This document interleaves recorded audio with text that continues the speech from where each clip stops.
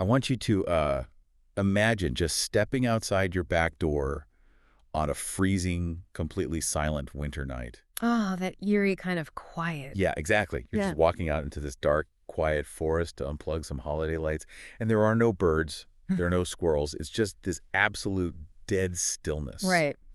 And then suddenly, your brain just screams at you. For the first time in your entire life, you feel with absolute certainty like prey, like something huge is watching you from the dark. It is a deeply primal, paralyzing feeling. Your heart rate spikes, your pupils dilate. Yeah. Your body is essentially preparing you for a threat before your eyes have even identified what it actually is. Right, and that primal terror isn't just some, leftover evolutionary instinct. Yeah. It is the exact sensation that birthed the monsters we're diving into today. Absolutely. Our mission on this deep dive is to explore the terrifyingly blurred line between man and monster. We've got a massive stack of sources today. We're talking transcripts from historical documentaries, bizarre cryptozoology investigations, and some really dense psychological and scientific analyses. It's a lot to get through. It is. We are tracking the origins of legendary creatures like werewolves, the Jersey Devil, and the Lizard Man.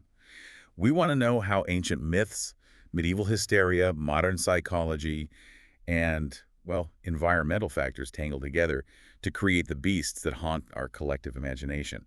Okay, let's unpack this, starting with the fact that these encounters are not just ancient history. No, they really aren't. I mean, we tend to think of monsters as these campfire stories from the 1800s, but the fear of the unknown is incredibly resilient today. Take that feeling of being prey I just asked you to imagine. That is exactly what happened to a woman named Lori Winkleman in 2004. Right, in New Jersey. Yeah, she was living right next to the Pine Barrens. It's a heavy snowstorm. And she takes her 10-year-old son, Glenn Jr., outside on a buddy system just to unplug their lights. And her kid suddenly just freezes in absolute terror. Oh, wow. They look up, and there is this massive winged creature with a bulbous forehead, little horns, and glowing red eyes just watching them from the trees. And it wasn't just a passive sighting either, because when they bolted for the house, this thing actually swooped right over their heads. Actively pursuing them. So they huddle inside, absolutely terrified, listening to this bizarre, clacky, metallic noise just pacing around on their roof. That is terrifying.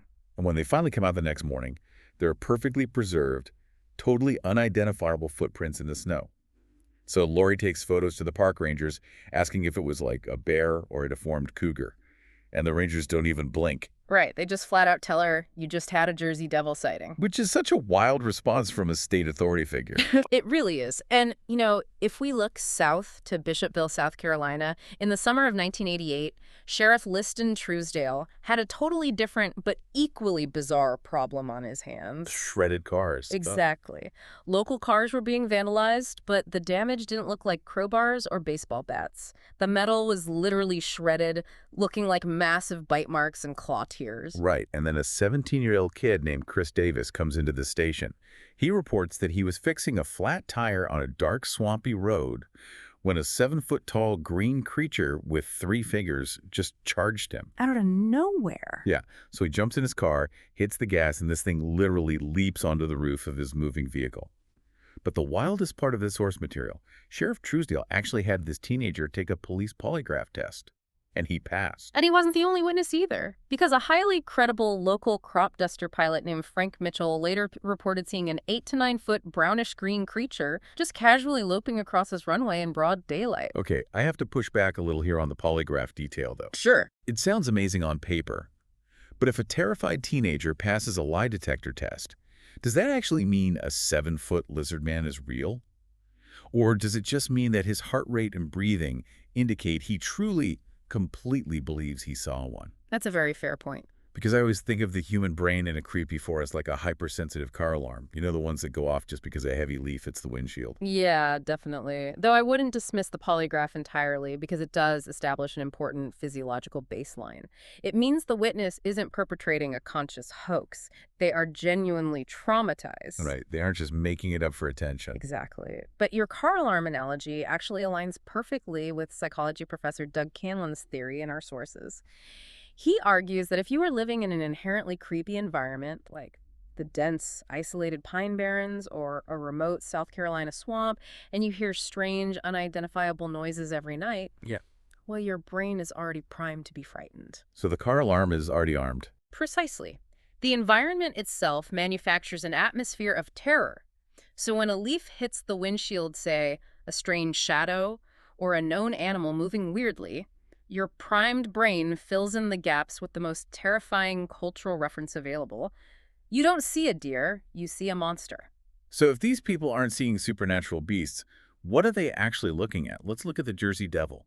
Professor Deborah McGregor suggests the legend stems from 18th century monster births. Yeah, it's a really grim reality of the era. We're talking about infants born with severe deformities due to disease or genetics. Right. But you have to view this through the lens of 18th century Christian fanaticism. A tragically deformed child wasn't a medical anomaly to them. It was viewed as a literal physical manifestation of demonic punishment for the parents' sins. And once that horrific rumor starts, it just takes on a life of its own. Our sources highlight a psychology researcher, Ian Miller, who tested this cultural mutation using a simple broken telephone game. The drawing experiment, right? Yeah. He showed people a vaguely unsettling drawing, and as they whisper the description to the next person, it morphed completely. A simple sketch of an animal turned into a terrifying, quote-unquote, wolf jumping on a nail by the end of the line. Wow. It's an information virus. It infects the community's brain and literally alters what people think they are seeing in the woods. And Professor Canland takes that misidentification theory into even darker territory. He suggests historical sightings of the Jersey Devil might actually be encounters with feral children. Oh, wow.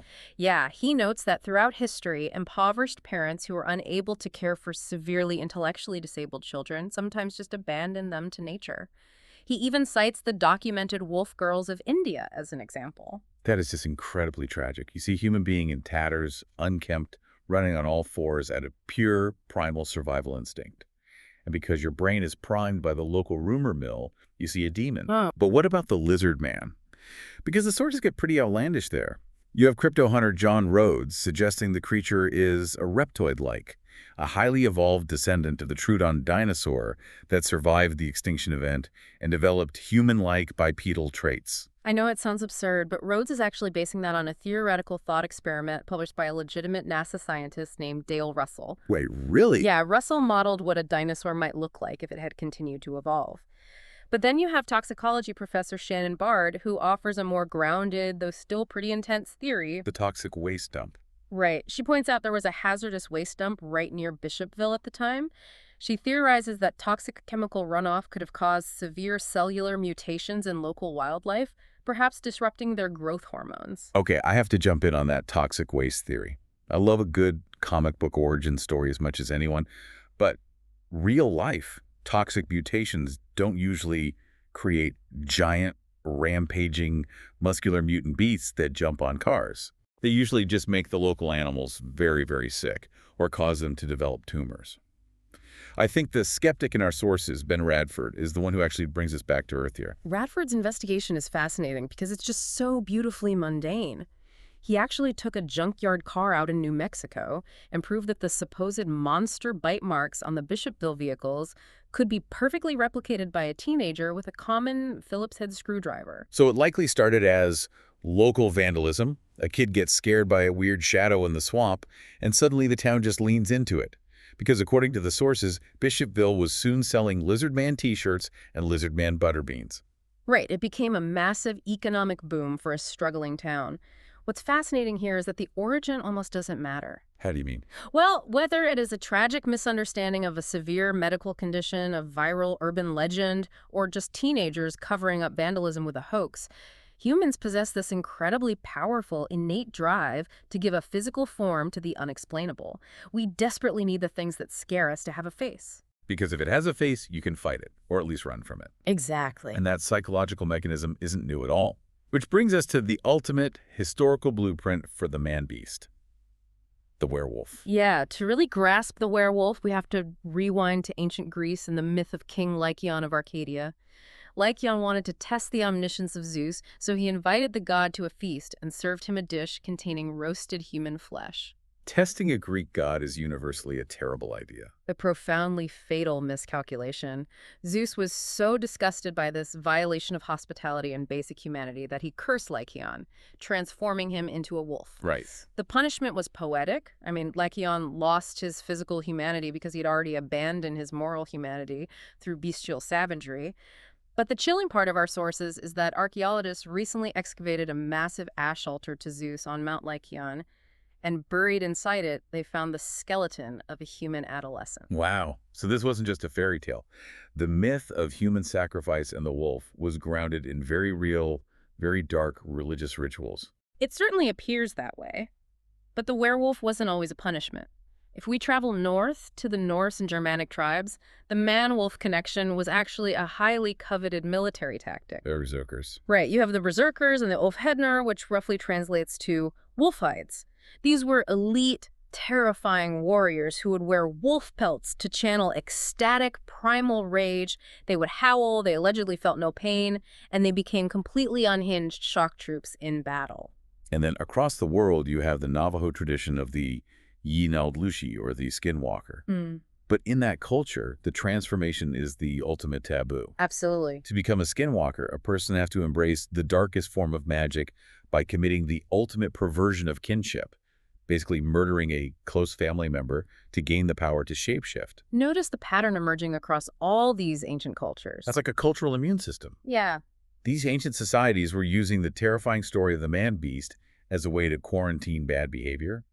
For the Greeks, the story attacks the disease of hubris. For the Norse, it's weaponized for war. And for the Navajo, the story isolates and condemns the ultimate antisocial behavior, betraying your own family. That is a brilliant way to frame it. In the ancient world, the werewolf was always a symbol of crossing a sacred boundary. The physical animal wasn't the true horror. The horror was the human transgression that invited the transformation.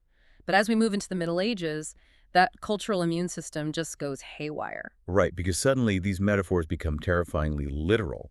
The Catholic Church and texts like the Malleus Maleficarum, the Hammer of Witches, categorize werewolfism not as a pagan myth, but as literal witchcraft. Right. It becomes a physical pact with the Christian devil. The church essentially weaponized the werewolf myth to maintain control, and this led to some of the most gruesome trials in recorded history. Our sources detail the 1589 case of Peter Stump, known as the Werewolf of Bedburg. The authorities claimed he used a magic wolfskin girdle gifted by the devil. And they tortured him brutally to extract a confession. Extremely brutal. Yeah, by brutally, the sources mean using the rack and tearing his flesh with red-hot pincers. Under that level of agony, Stump confessed to killing 16 people, cannibalizing children, and even eating his own son. And cases like Stump's ignited a massive panic across Europe. The sources mention a long-held historical myth that 30,000 werewolves were executed in France alone. 30,000. Yeah, but modern historian Willem de Blicoeur has actually debunked that massive figure, proving the real number was probably in the hundreds.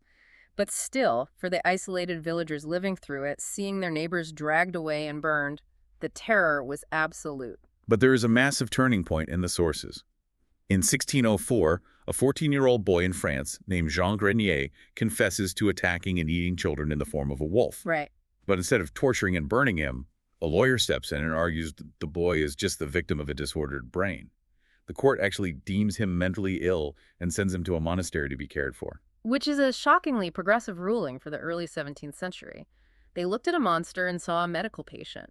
So what does this all mean for the historical timeline? Because when I look at Peter Stump and Jean Grenier, it sounds to me like these so-called werewolves were actually just early serial killers, just like the forensic expert in our sources suggested. Yeah. It's like society back then simply couldn't fathom a human being committing such atrocities on their own. I think you've hit the nail on the head there. You have to consider the environment of 16th century Europe. Society was collapsing under the weight of famine, the bubonic plague, and these violently bloody religious wars between Catholics and Protestants. People were starving and desperate. Yeah. The werewolf became the ultimate tangible scapegoat for a society under immense breaking stress. It was just easier to blame a demon than to accept that your neighbor was a psychopathic murderer. But as the Enlightenment rolls in, the cultural mindset shifts.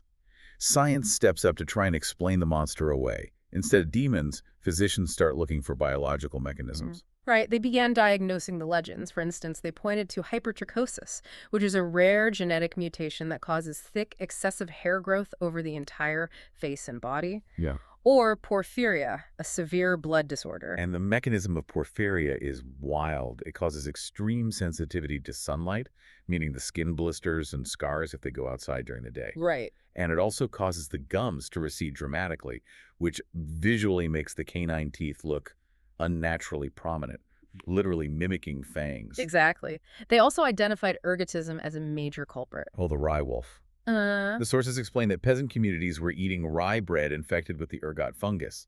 And the biological mechanism ergot is terrifying. It restricts blood flow, causing burning pain. But more importantly, it contains alkaloids similar to LSD. Yeah. So you have entire starving villages essentially tripping on toxic fungus, experiencing intense collective hallucinations of beasts in the woods. Add to that the very real presence of rabies, which perfectly explains the pass-by-a-bite trope, the foaming at the mouth, and the sudden, uncontrollable, violent frenzy. Yeah. There is also clinical lycanthropy, a rare but fully documented psychiatric delusion where a person genuinely believes their body is transforming into an animal, leading them to howl and crawl on all fours. Science really seemed to have an answer for everything. But even with all these medical mechanisms, you still get historical events that completely defy a simple medical diagnosis. Which brings us to the Beast of Gévaudan in 1764 France. Right. This wasn't a collective hallucination from bad bread.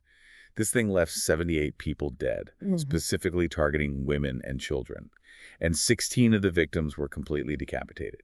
King Louis XIII sent his top dragoons. They shot hundreds of wolves, but the gruesome killings just kept happening. And this is where the scientific analysis in our sources is particularly compelling. How does a rabid wolf or a psychiatric patient decapitate someone? They can't. Right. They ran an engineering test to determine the bite force required. A large dog has a certain bite force. A massive wild wolf operates at about 770 newtons of force. A hyena, known for bone crushing, hits around 1,000 newtons. But to cleanly snap a human child's spine and remove the head, you need over 1,400 newtons of force. Over 1,400. So a wolf, literally mathematically, could not have done this. It is biologically impossible for a wolf in a single bite, which leads to the incredibly grim conclusion of the Gévaudan mystery. The beast was eventually shot and killed by a local solitary hunter named Jean Chastel. The modern forensic analysis in our sources suggests that Chastel himself was likely a psychopathic serial killer. Yeah, the theory is that he custom bred a massive mastiff and a wolf, creating a fearless, incredibly strong hybrid. He trained it as a weapon to attack humans, used it to facilitate his own serial killings, and then eventually shot his own dog to cover his tracks and play the town hero. It is the ultimate tragic irony. We spend centuries terrified of the wild wolf in the woods, but in the case of Gévaudan, the most terrifying monster in the forest was actually the human being walking quietly behind the dog. If we connect this to the bigger picture, you can really see the profound shift. The Enlightenment and modern science systematically stripped away the supernatural magic of the werewolf myth. But what we were left with wasn't comforting. We were forced to face the harsh, empirical reality of biological disease, severe mental illness, and the absolute darkest depths of human cruelty. Which really makes you wonder, if science explained all the magic away centuries ago, why are people still seeing werewolves today? Because Hollywood got a hold of the myth and completely rewrote the rulebook. Yes. The 1941 Universal picture, The Wolfman, starring Lon Chaney Jr. Our sources point out that the writer of that film, Kurt Siodmak, completely invented the modern werewolf lore. Yeah, before 1941, you just wore a magic pelt. Siodmak invented the idea of silver bullets, the full moon being the trigger. He made that up. The pentagram mark on the hand, the wolfsbane allergy, all pure Hollywood creations. He took thousands of years of disjointed global folklore and streamlined it into a neat, digestible cinematic package. And that movie was so culturally dominant that it literally overwrote our actual history. Here's where it gets really interesting. Siodmak rewrites history so effectively that modern eyewitnesses actually expect cinematic rules to apply to real-life encounters. Look at the Beast of Bray Road in Wisconsin. Oh, right. In 2006, a Department of Natural Resources worker named Steve Kruger is out at night. He picks up an 80-pound deer roadkill, tosses it in the back of his truck, and suddenly his massive truck shakes violently. Right. He looks back and sees a 6.5 to 7 foot furry creature standing squarely on its hind legs, pulling the deer in a heavy metal ramp right out of his truck bed. And Kruger wasn't an isolated case. Sightings of the bipedal Bray Road beast date back decades. And because of Hollywood programming, people see a furry creature walking on two legs and immediately think, werewolf? Where's my silver bullet? But modern cryptozoologists try to apply scientific mechanisms to these sightings. Right, like Phil Dingra's theory of punctuated equilibrium, Hmm. which, to explain the biological mechanism there, is the idea that an animal doesn't just evolve slowly over millions of years, but can undergo a rapid evolutionary leap due to extreme environmental stress. Right. He suggests local wolves might have been forced to rapidly evolve bipedalism to see over tall prairie grass or to display dominance similar to early hominids. Which is a massive stretch of evolutionary biology, but it shows how we try to force science onto the unknown. And then you have Linda Godfrey, who tracked the Bray Road sightings geographically and found they almost perfectly align with ancient Native American effigy mounds. Wow. Yeah, she theorizes these creatures aren't biological at all, but interdimensional entities using these sacred ancient sites as portals to cross into our world. It's a wild intellectual journey. I mean, we started with a Greek king defying the gods, moved to terrified villagers burning scapegoats in medieval Europe, uncovered a literal serial killer weaponizing a dog in 18th century France, and ended up with drivers staring down bipedal wolves on dark Wisconsin roads. Yeah. The physical shape of the monster constantly changes, but our absolute, unshakable fascination with it remains exactly the same. The monster adapts to fit the era. The modern werewolf, whether it's Larry Talbot on the silver screen or the Beast of Bray Road in our headlights, represents a significant cultural shift. They are no longer divine punishments for hubris. They reflect our modern anxieties. We are terrified of losing control to the irrational, animalistic forces suppressed within ourselves, and we are deeply subconsciously anxious about our increasingly fraught relationship with the natural world we are constantly paving over. I want to leave you with a final thought, pulling from a rather stunning statistic buried in our sources. Yeah. A NASA scientist estimated that human beings have only cataloged about 4% of all life on Earth. Wait, only 4%? 4%. With 96% of life on Earth still completely undiscovered, there is certainly plenty of room for biological marvels to be hidden in the deep, unexplored woods. But as our civilization continues to relentlessly expand, cutting down the trees and paving over the wild spaces, the legend of the werewolf asks us a haunting question. What's that? Think back to that dark, quiet winter forest we started in. When the last dark forests are finally illuminated and the physical monsters in the shadows are definitively proven to be mere myths, medical misidentifications, or just men in masks, Wow. are we prepared to face the terrifying reality that the true beast has always just been human nature? Wow. Thank you so much for joining us on this deep dive. Keep looking closely at the shadows, and more importantly, keep questioning the world around you. We'll see you next time.